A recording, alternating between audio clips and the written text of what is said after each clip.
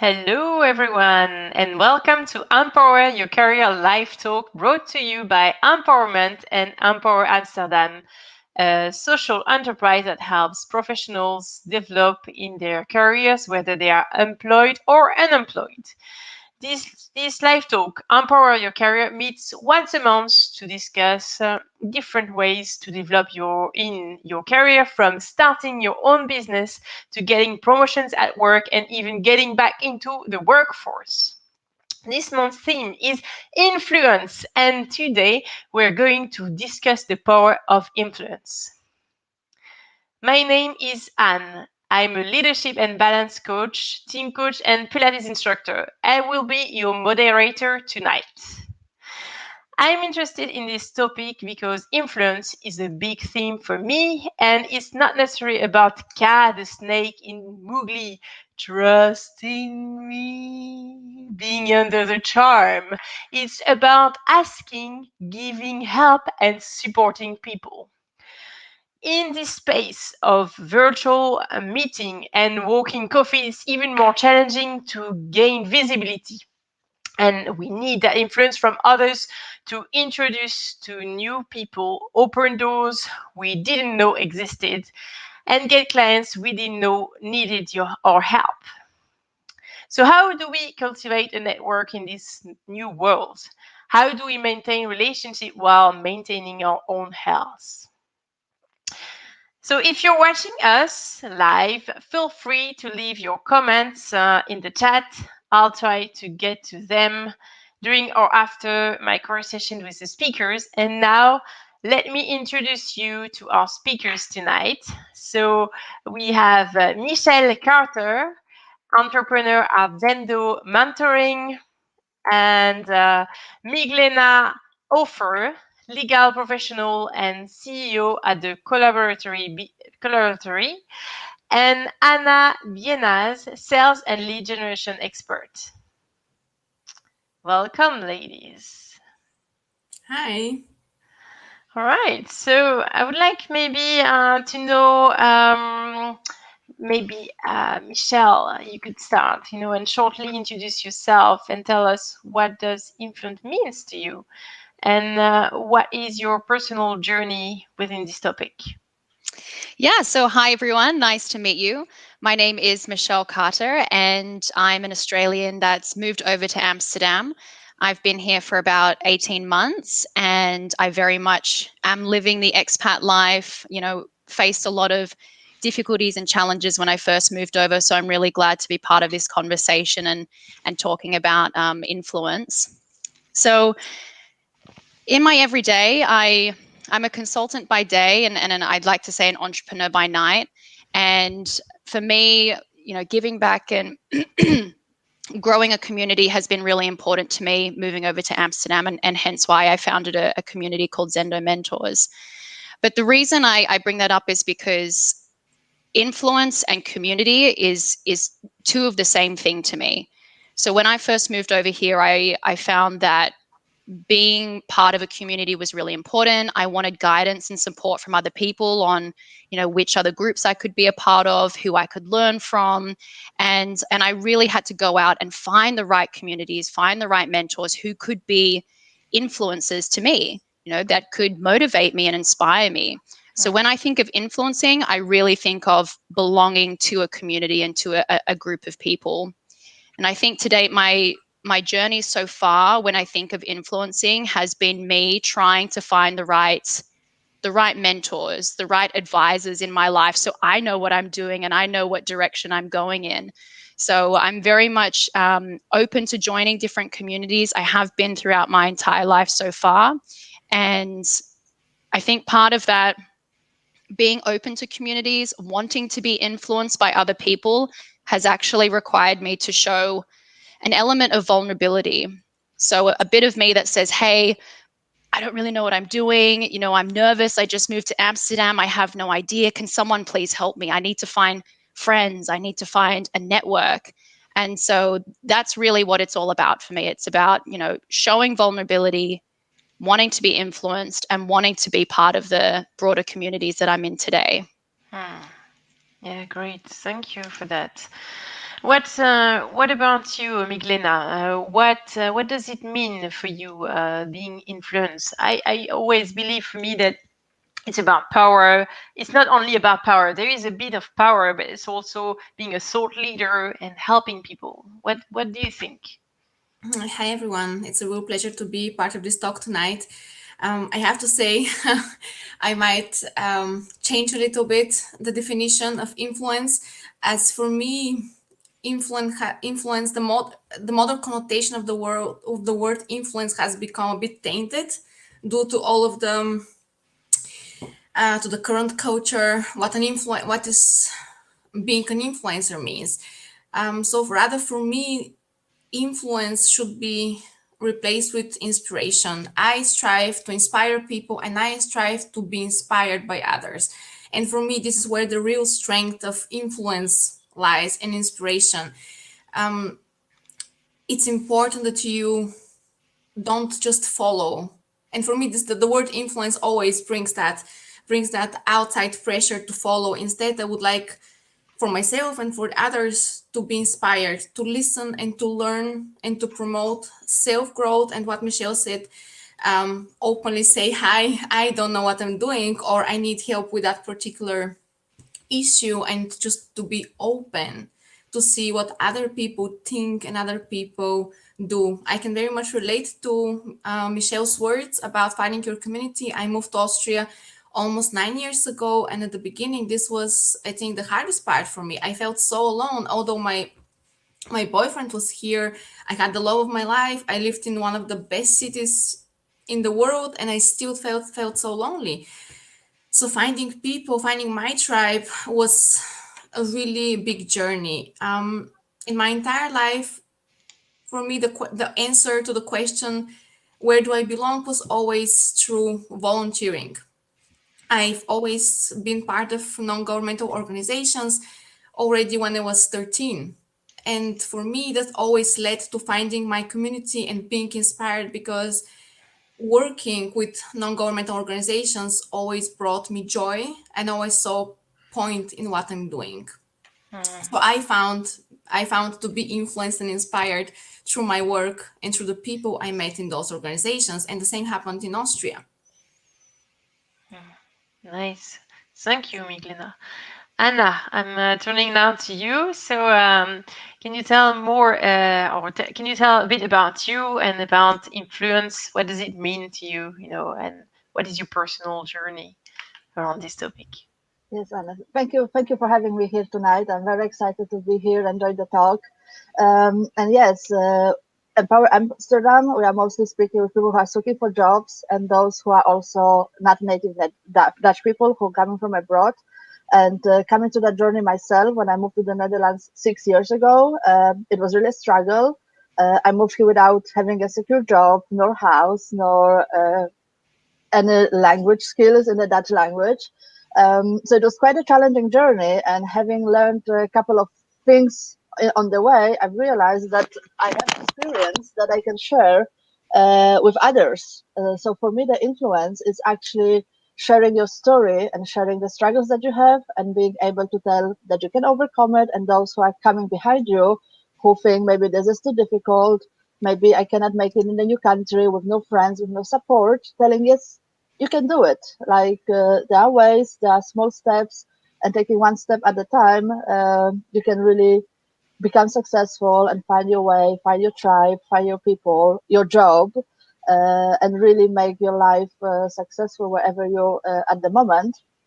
So for me, that service of sharing the good story and good news that it's possible to overcome the challenges that you have at the moment, and empower people that they feel that they can do it and there is someone in the corner. That's something was important for me. Mm, thank you, thank you. And so, what was Anna your main challenge in getting influence in those times? Getting influence myself or influence others. Well, up to you. How would you want to start with? Well, first of all, that's definitely how I did overcome my challenges was by looking for help. So I cannot count how many hours I spent on the trainings, webinars, talks, downloading all of the weird free stuff from all of the coaches and mentors, all there in this outer space. So first is really going and ask for help. So this is how you look for the right influencers. You look for them, and like you really need to sometimes go through a lot of various quality of content, and you finally find the right person. So eventually, I landed on two really great coaches and speakers that I still follow up to this day. So whenever I feel down or feel like I don't have the right energy or start doubting myself, I get back to those trainings and I go back to those mentors. So they bring me up and they remind me that I can be the same light for people who coming after me. So to whoever has less experience that I do, I can help them as well.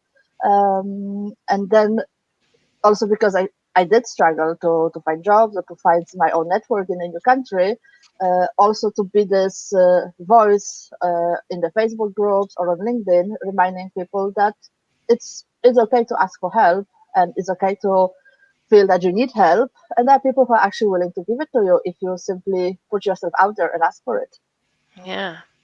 And so what you're telling makes me think about mentoring, and so we have Michelle here that has launched her Zendo mentoring. So maybe you can tell us a little bit about that as well.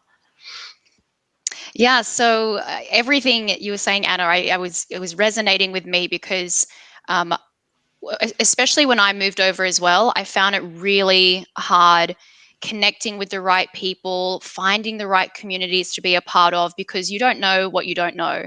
You're starting from scratch when you first, move to a country. So I can completely understand and empathize with you on how that process is, because I went through a very similar thing. But I noticed in my own journey that I was finding it really hard to connect with people. I was trying to figure out what my true calling was in life, what my right career path was. I had all of these really big questions. And as I started speaking to more of my friends, I noticed that they were also facing the same questions.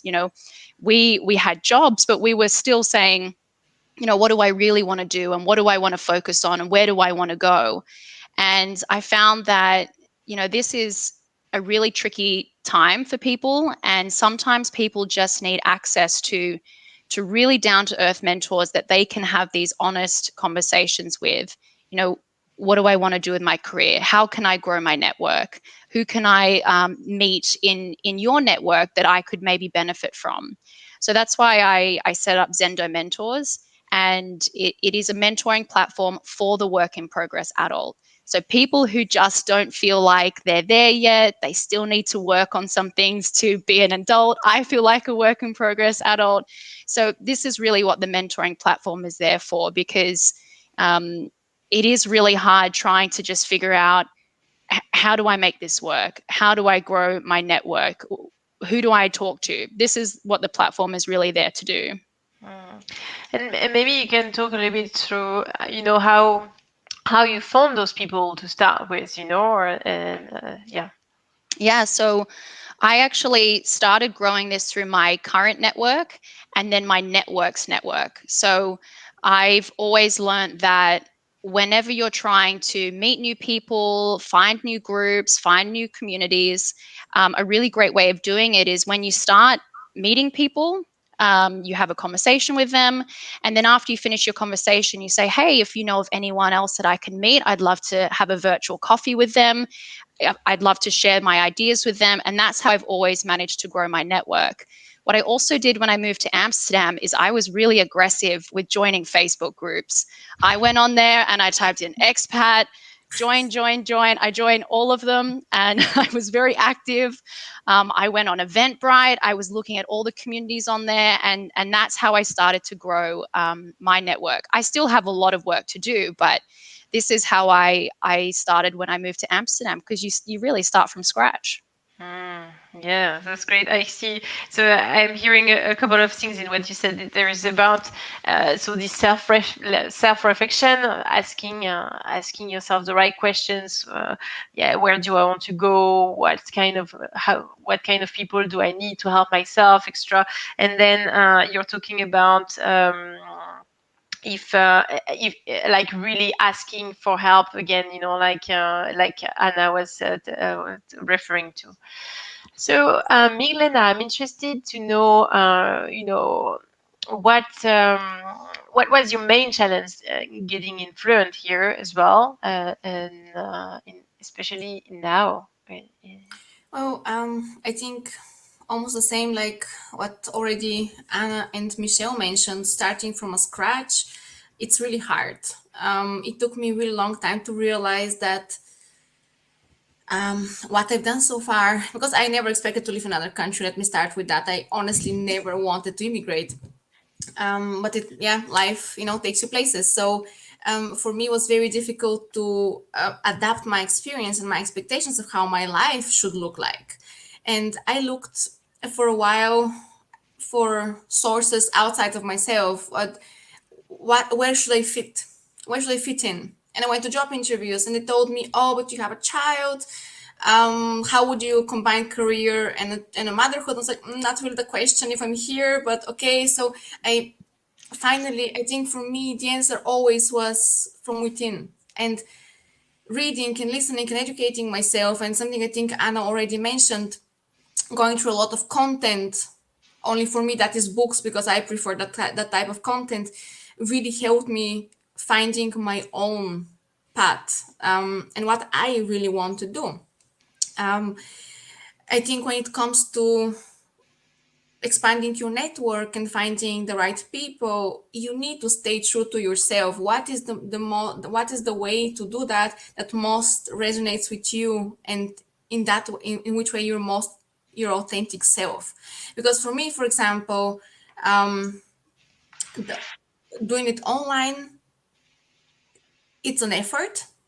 But I know that I'm so much better when I actually meet the people face to face. Now, obviously, in the last 1 year, this has been a really big struggle. But still, what Michelle said, join all the Facebook groups, like look for interesting people to connect with. I used Meetup when I moved to Austria. There were so many groups, but then because there I could just go and meet people who had the same interests like me, right? So I love to actually talk about different things. And right now, to be honest, I'm very, very selective with the people I follow and the ways I get influenced, right? Because there is so much content out there that at the end of the day, it makes me really tired. And I think 1 year ago, when this whole thing started, maybe this was only me, but I got really stressed about missing out on online content and missing out what other people were doing to stay connected and to be present and to still work on their businesses or their self growth or whatever other goal they had. And I spent so many countless hours in front of the screen that after only 3 or 4 weeks into that routine, I really needed a cleanse. I just said no, and that's it. I cannot do this anymore. So now I'm selective. This is my way right now to be influenced and to get and to be inspired actually by being selective. I really am careful of who I follow, what I watch, and where do I invest my time, because this is the most important thing. I see some My heads nodding. personal time. Yeah, yeah. So, Michelle, I see your head was nodding. Do you want to share more about how does it relate? What resonates with you? Yeah, I was just thinking, I completely agree with sitting too much in front of a screen fatigue. You're bombarded with notifications every day. So when I'm at my computer, I got WhatsApp, LinkedIn, Gmail, my 3 other Gmail accounts, and I'm the worst. I leave them all open and they all distract me. And I think it really does it does actually interfere with your everyday sense of being really present. And I like this notion of being more selective in who you choose to be influenced by, who you choose to follow. Because, if you think of things like LinkedIn or if you read the news, there's so many different messages there that can really conflict with your own values. And I like this notion that when you are looking to be influenced by someone, maybe you are already influenced by someone. I do find that when you are You're following them because it aligns with your own values, it aligns with your own goals, your own passions. And when you have that connection, that can be really meaningful, and it can really actually show you, oh, I am passionate about that, and I actually really do care about that more than what I'm doing over here. And it's making that realization, which is really quite nice. Thank you. So I see you had the nodding as well, Anna. So maybe you want to add something to that.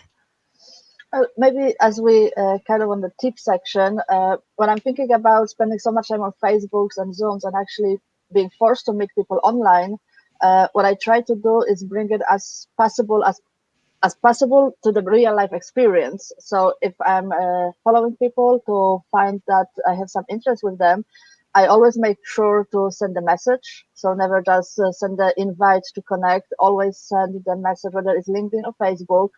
Always use this couple of words why I am reaching out to them, so that they know what's my intent, and also try to get on a call. It's coming from the sales background when like your goal is to be on the phone with the person, but it's actually very handy for the real life experience. If you just want to meet people to expand your network, whether it's professionally or within the passion topic. Like for example, now dance is basically impossible in the Netherlands. It's not really go possible. It's not really possible to go social salsa dancing and meet people there, but it is possible to join online groups. It's possible to join online events and reach out to the people, tell them that you admire what they do, and actually also maybe you want to have virtual coffee and have a chat in the evening, just to bring it as close as it's possible to the real life experience, even though it's happening online. Yeah, I like what you're saying, Anna, because what I'm telling my clients most of the time is, okay, there is a way to see it, and what is the other perspective? So, like, well, okay, you can't go to do salsa dancing, but you can still salsa dance, like maybe in front of a screen, and maybe that's not what you prefer, and at the same time, you can still learn and be ready for when the dance floor is open.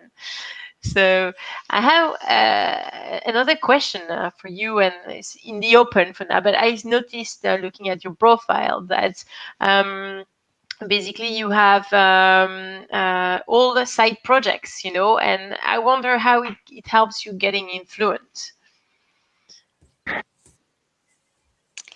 Well, maybe I'm happy to take a stab at that initially. I think all of us here, we have all of our own side projects. We have passion projects. We have all of these other communities that we're running and that we're a part of. But for me, I don't do or participate in these side projects to be influential or to be influenced. I do it because I see a problem, I see a solution, and I want to help solve that problem in a really genuine way. I think if you are influential because of it, it's a byproduct. So because you are solving a real problem, you're passionate about it, you're trying to build, in my case, I'm trying to build a community around it and help people personally develop themselves, then okay, maybe I might be influential if I have a good story, if I'm an expert in it, if people want to hear from me. So yeah, I think it really is a byproduct of what you're really trying to achieve. So you're saying go for what you love, and then eventually maybe you get to be influential. Exactly. That, and I don't think it's not about I want to be influential. It's about understanding what do I care about, what am I passionate about, and Yes. then that will come after. Yeah. I see has nodding again. Niglena, what Yeah, I yeah, thought. totally what Michelle said. It is, Michelle, you make this very easy for me tonight. I should just go like, yeah, whatever Michelle said, I'm all for We're it. the same person. Yeah, same thing. I've always had various interests. As I said, I'm volunteering since I'm 13. Um, I I'm not a person who can even read one book at a time. If you look at my Goodreads, I have 16 books open, and this very much applies to my to my daily life. And yeah, I do it because it brings me joy, and because I bring other people who find joy in those side projects. I'm a very big fan of collaborations. So for me, a side project will be something I'm either excited about collaborate that I'm excited to collaborate with the particular professionals who are doing it, or it's a worthy cause, or it's something that simply brings me joy. I can't say I've ever thought, to be completely honest, would I be influencing someone? It just never crossed my mind. I know that at this point in my life, I know that people turn to me for sharing, just asking for my opinion, and I'm happy to give it. But the most important thing is um, just to contribute with something, even if they say, oh, your opinion is completely the opposite of what I think. Said, great, now you know what you don't want. So in that sense, influencing, yeah, could be beneficial, but it's never really the goal of anything I do. And when I think about influencing, like I said, it's not about the snake, like, trying to influence people. I do believe that. mm I also, run another network, and um, what I realized is the power it had to bring people together. Like I never did that, out of thinking I'm gonna get anything out of it. I did it because I thought it was amazing to bring people together and bring those ladies together. Um, and at the same time, afterwards you realize that you have influence, and so how do you want to use that influence? How do you want to help out people with the network that you are building? So Anna, maybe you have some ideas about that. Well, honestly, I can only resonate with two other ladies from the talk today. The passion project, it's really the way of giving back. So basically, for me, moving to the Netherlands, it was quite a challenge. I was basically forced to switch industries because I couldn't follow up in the European Union project because I couldn't jump in with lack of the Dutch language.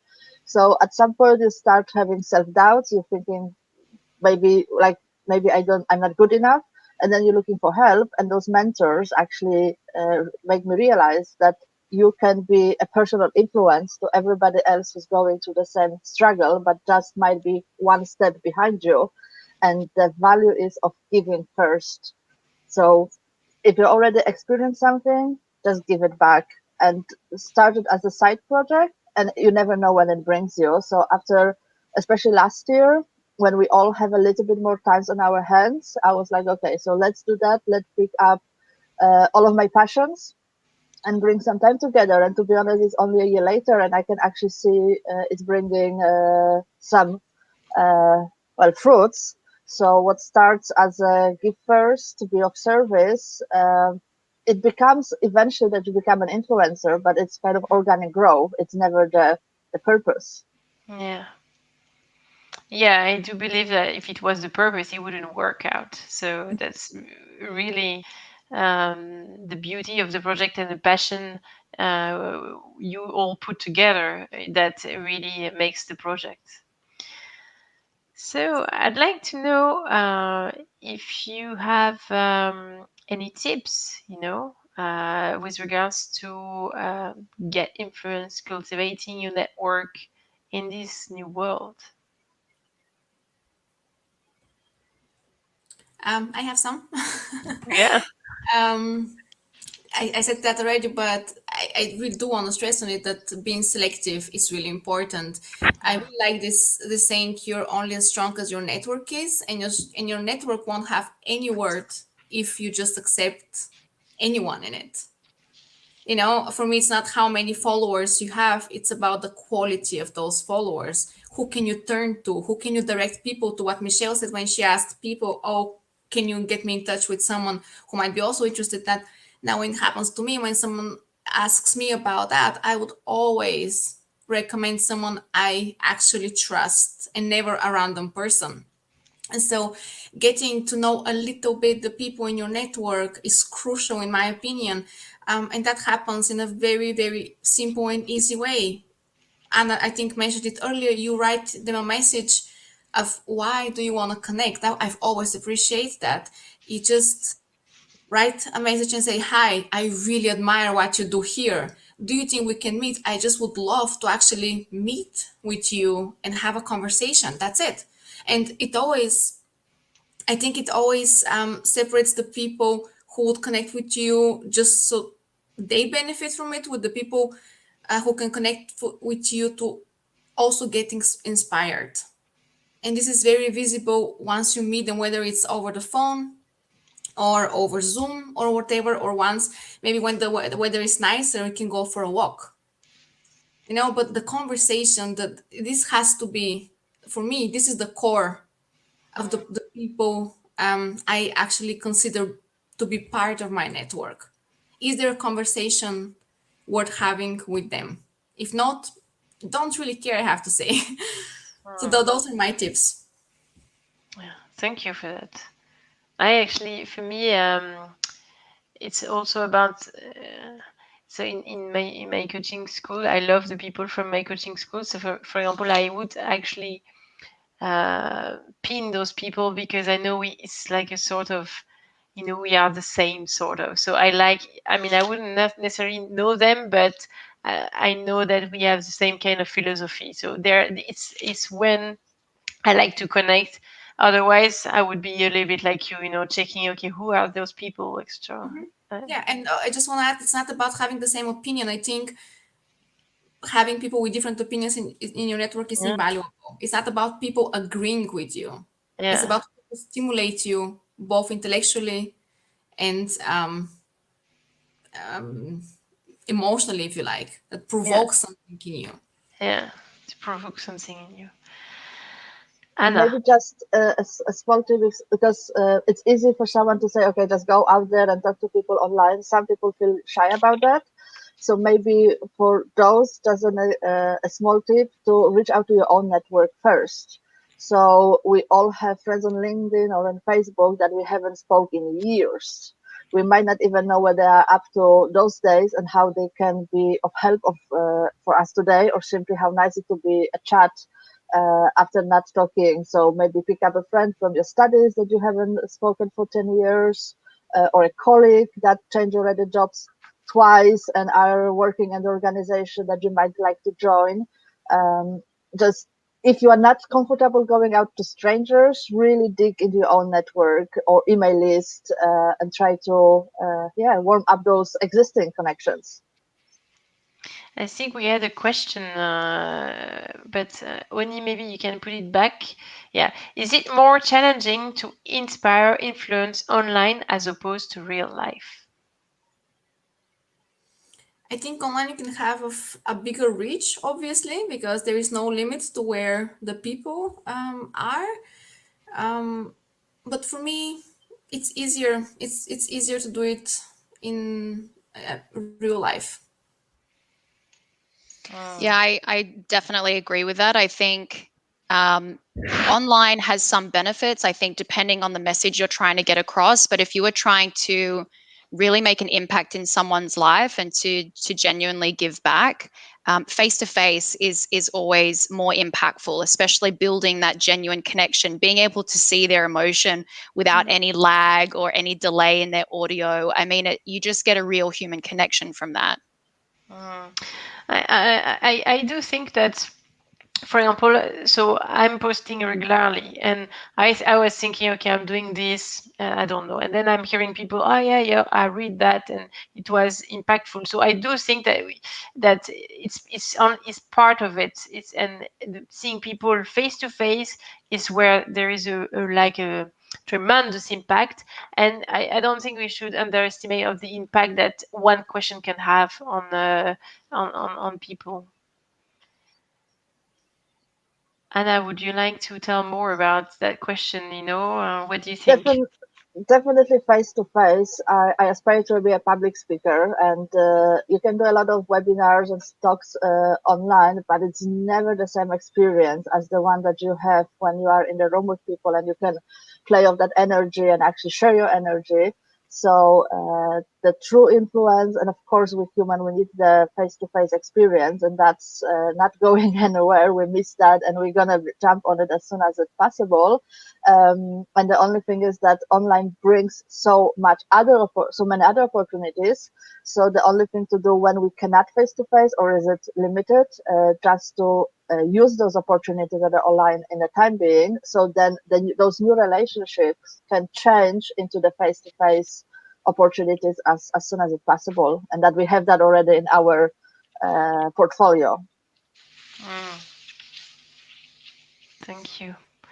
I would maybe like to address the comment there that it was difficult for if it was difficult to switch to Zoom Yeah. or face to face. I would say absolutely. For me too, I completely freaked out. There was someone I trusted who has a very active online presence, and I was on the phone with her a couple of times for an hour to just tell me about this. Technical glitches were really phasing me out. I was holding webinars, and then something would happen, and I would just lose my focus, which never happened to me when I was holding webinars in a room, seminars in a room. And it's a learning curve, like everything else, a learning curve. um you just have to keep in mind that it takes, at least this is my it's been my experience, takes more energy to do things online, to keep your audience engaged, than it does when you see them face to face. Yeah. Definitely, it said that on Zoom you should have breaks more often, short breaks, and also like sort of move. Maybe we should move Yeah. now so people are still connected with us, you know? I want to say something about Zoom fatigue. I read about this experiment that was conducted by Microsoft. They observed the brain waves of people who worked remotely, and after 2 hours in video conference, people's brain waves were the same, like those of individuals under extreme stress. Mm, So I think interesting. understanding, yeah, it's very curious, isn't it? So understanding that, I think, will help us adapt and create a new normal that actually fits, and it's not just imposed on us. Mm. Mm. I would love to have that reference if you have it somewhere, or maybe you can drop it I in the chat later I on. will I will Yeah, do that that. would be very Yeah. cool. And do we have more questions, Oni? Just taking the time, actually. Uh, um, oh, some comments. Yes to collaborations. It's a Yes. great way to add value to That's and with someone else. Yes, I love collaborations. Um, yes. Something, sorry, I just wanted to add on I know earlier we were talking about some of the tips around when it comes to influencing and thinking about your network. And I know we kind of touched on the point around being selective and thinking about who you really want to engage with, who you want to build these relationships with. And one of the things that I have learned a lot probably over the past year is, especially now we're all online and now we are all really doing everything through the screen, I have found it's really important to build your own personal brand in a digital way. So, depending on who you want to connect with and who you want in your network, you also need to work on yourself and make sure you have your own presence online and people know about you, because you can't go to networking, well, at least not in Amsterdam. You can't go to networking events right now and you can't shake someone's hand and, hi, here's my business card, and have a conversation, which is, usually a lot nicer. Now you have to be quite strategic in how you grow your brand and continue to grow your own personal brand online. So that might be through LinkedIn, it might be through a website, it might be through your own blogs, but putting some thought into that will help you to also think about, what are my passions? Who do I want to follow? Who do I want to be influenced by? And can help you grow from there. And also, where is your audience? Mm. Because, for example, I learned, like, I did a mistake, I think every first time entrepreneur does. I wanted to be on all the networks because everyone told me it's important that I'm everywhere, Yeah. right? So it's awfully exhausting because you also need to adapt your content to the network, so you cannot post the same thing. This takes enormous amount of time. Like, I have developed huge respect for marketing professionals, like, really, honestly, Mm. like, way more than before is what I mean. So it's not really necessary that you're everywhere. You just choose one network you feel strong about. Like, I know, for example, for my audience, it's Facebook. It has Hmm. proven to me over and over again, it's Facebook. So I do spend a little bit of time on the other, like Instagram and LinkedIn, but maybe once or twice every 2 weeks. I don't really put pressure on myself anymore about it because I know where my focus should lie. And that this is important to find out. Wow, quite a lot of things we talked about today. Huh? So I'm very glad that we had this conversation today. Um, so I would like to maybe check if there are any other questions. Oni is actually not on the screen, but she's helping us with the tech support. So thank you very much to Oni. And apparently there is no more questions, so please don't hesitate to ask more questions in the chat. I'm sure that our panelists will actually reply later on. Um, and yeah, well, I think next month we have the another chat.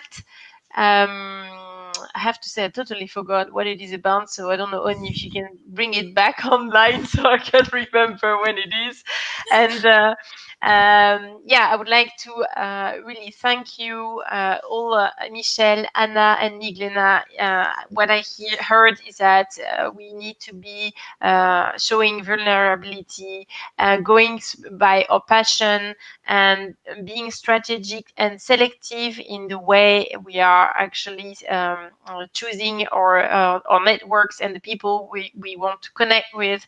And then, like you said, there is a necessity to grow your own brand online, because now at this stage, that's all we have to be able to connect. Yeah. So thank you very much for today and for tonight, and we'll see you next month. Thank you very much. Thank Thank you you. Thank you for having us. for Thank you. watching. Cheers. Bye.